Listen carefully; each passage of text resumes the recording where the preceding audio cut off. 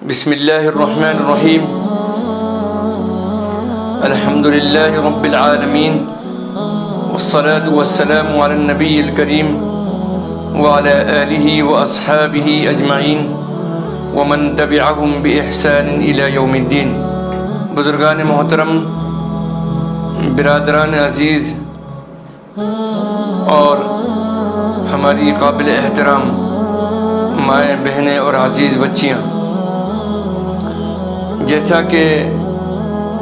آپ تمام حضرات جانتے ہیں، وقف امینڈمنٹ بل 2024 کے سلسلے میں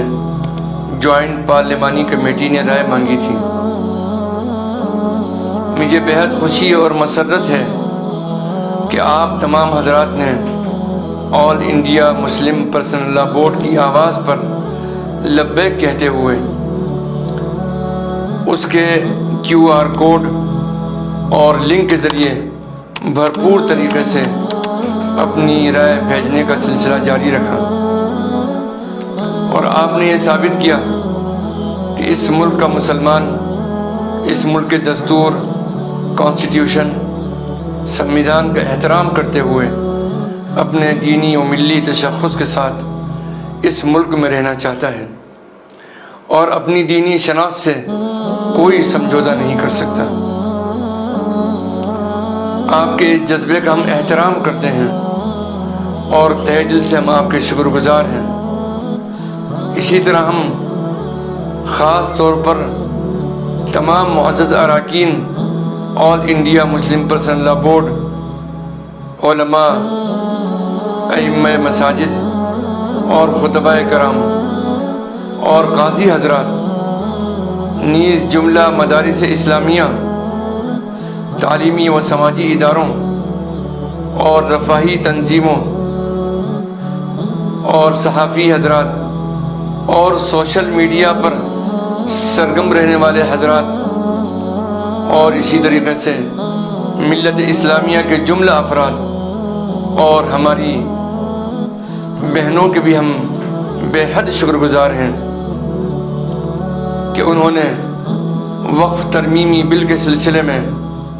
بڑی تعداد میں JPC کو اپنی رائے بھجوانے کا اہتمام کیا۔ اللہ سبحانہ و تعالی سے دعا ہے کہ اللہ سبحانہ و تعالی ان کی خدمت کو اور اس ملی جذبے کو قبولیت کا شرف عطا فرمائے۔ اس سلسلے میں ہم اس بات کی بھی وضاحت کر دینا چاہتے ہیں کہ جب 2 دن کی توسیع کی بات سامنے آئی تو ہم نے JPC سے رابطہ کیا، اس لیے کہ ان کی طرف سے توسیع کے سلسلے میں کوئی آفیشل بیان جاری نہیں ہوا تھا۔ تو وہاں سے یہ بات معلوم ہوئی کہ JPC کی طرف سے جوابات اور سجھاؤ حاصل کرنے کے سلسلے میں آخری اشتہار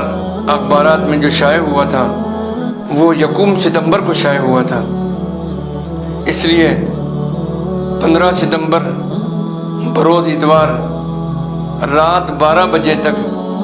ای میل وغیرہ بھیجے جا سکتے ہیں، لہذا All India Muslim Personal Law Board کی جانب سے یہ اعلان کیا جاتا ہے